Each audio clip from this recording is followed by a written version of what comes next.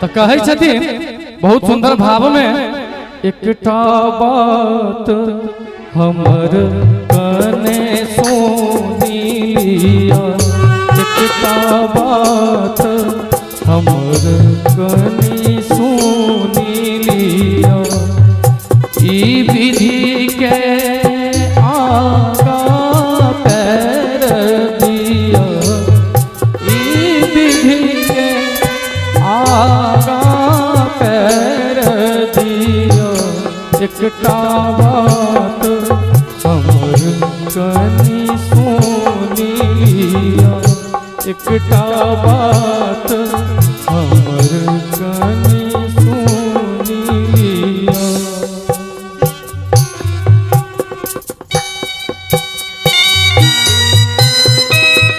जय हो।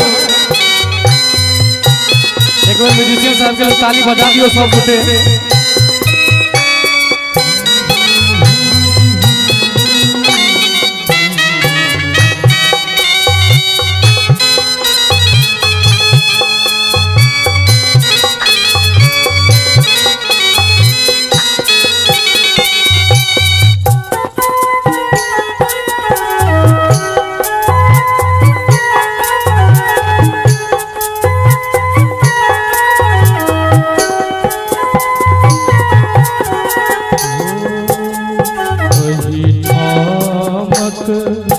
ई विध प्रसिद्ध